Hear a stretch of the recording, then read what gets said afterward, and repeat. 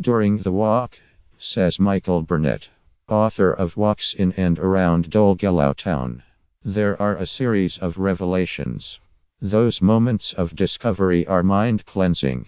They focus you, give you that moment of clarity you need to make those important decisions. Countless walkers have discovered the truth of Burnett's promise on visits to Dolgellau, a market town nestled in the mountains of Snowdonia. But few can have been wrestling with decisions as momentous as that taken by the woman who bought his book this month. The question of whether to hold a general election. After Theresa May stunned the country out of its Easter reverie with her announcement on Tuesday, many wondered just how this famously cautious politician had chosen such a dramatic course. Insiders say she had been weighing up the prospect for some time, but it was during her 5-day holiday in North Wales 2 weeks ago that she was able to discuss the prospect with her closest confidant, her husband Philip. With 2 security guards trailing behind them, the couple took a 2.5-mile hike in the hills and woods above Dolgellau minus the route laid out by Burnett's book. They walked past spring lambs frolicking in green pastures, with only the sound of nearby rushing streams to accompany them. And that, May said, is when she had her epiphany. I thought about this long and hard, she explained later, and came to the decision that to provide that stability and certainty for the future, this was the way to do it minus to have an election. The following Monday, 10 April, having reached her conclusion, May spoke to the Queen.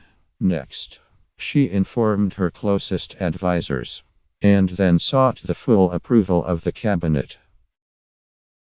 Then, on Tuesday, 18 April, she told the rest of the world.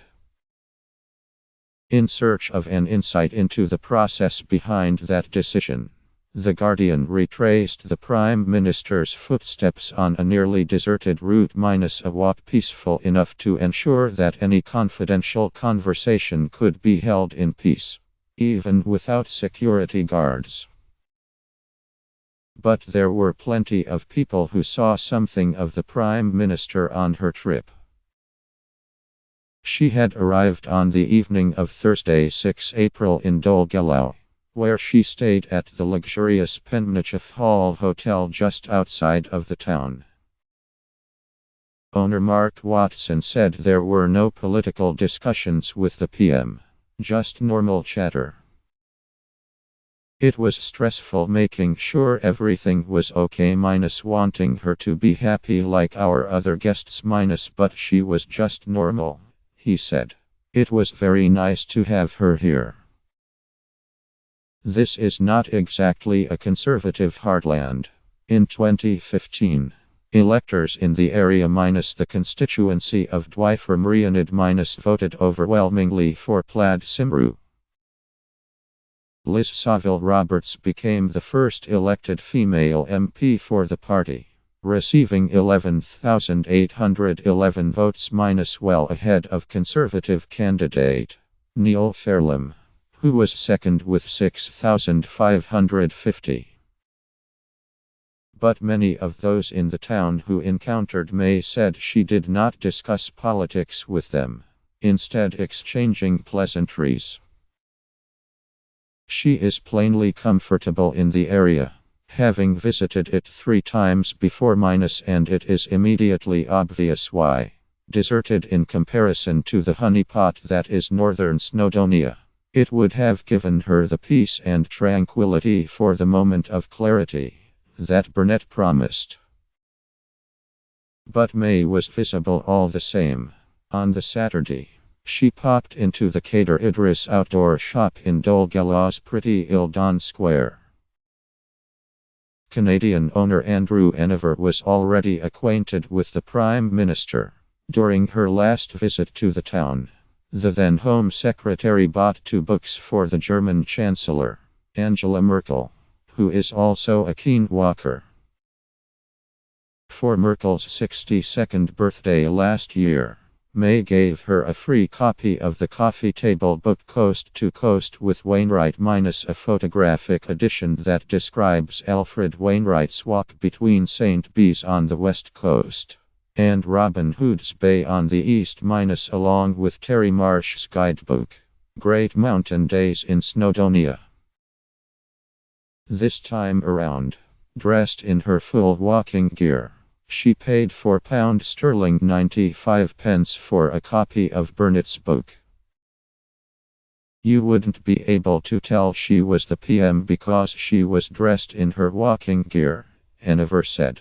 I only recognized her because I've met her before and she had 2 protection officers with her. People who walk around here are normally older and have a bit more money. They like the area for its seclusion and uniqueness. Wasting no time to use her newly purchased guide, May set off out of the town across the Uren Bridge to complete Walk 6 in the book, Pen y Francerth and Trefailia, around the hamlet of Tabor. Burnett, a composer and musician as well as a keen walker, said in an interview that the hike would have given the Prime Minister a moment to reflect. She must have paused to have a look at the views, or to take in an aspect, or an interesting building, he said. The body reacts to this pause. It has worked for me when I have been having a particularly hectic time I go out for a walk and things become clearer. It is the combination of physical exertion and being in this landscape it focuses you. Certainly, as a musician and a composer, when I'm walking and I stop to look at a view, important things I have been thinking about are given space and allowed to form. I would suspect she was doing the same. It is that combination of physical effort and then pausing to admire something, a building or a view it focuses the mind. You can be thinking about something important when you are walking and then when you stop.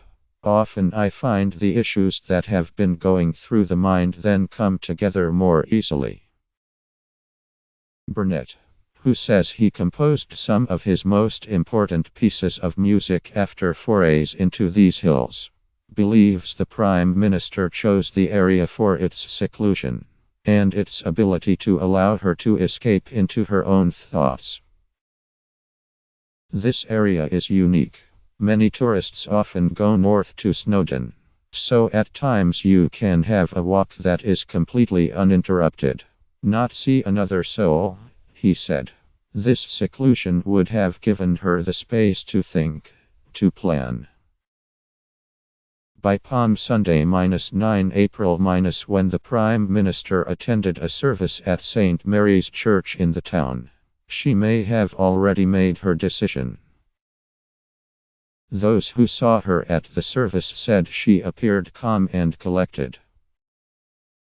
There was no big fuss, Sunday school teacher Marian Morgan said. She just came in and sat down with the rest of the congregation and took part in the service. She was very nice and friendly, just like she always is. She didn't talk about politics. She appeared very relaxed. Prior to the service, May bought 2 pieces of jewelry made by a local artist, Anna Hicks. She also chose a set of Welsh slate coasters made by Matt Fletcher, at a local cooperative run by 16 artists, the Self-Erin Arts Shop. She would go on to wear one of the Celtic design rings she bought from Hicks during her general election announcement. Hicks, from nearby Barmouth, makes all her jewelry at a workbench at home. She was delighted the Prime Minister had bought some of her work. When I first heard she had bought some of my pieces, I thought it was a wind-up. But I am very pleased that she liked the rings, she said. It has created a bit of a whirlwind for us all, and we've never been busier since the Maze visit, she said. The shop's website, which normally gets a handful of hits a week, had seen 38,000 visitors. Fletcher, who served the Prime Minister, told a local paper he had been so nervous that he had fumbled his keys for the jewelry display case. I said to her, "Is it you?" And she said, "Well, it depends on who you is." She was really down to earth. A few days on, this small community in North Wales is somewhat bemused at its moment in the limelight. Things are not quite back to normal yet.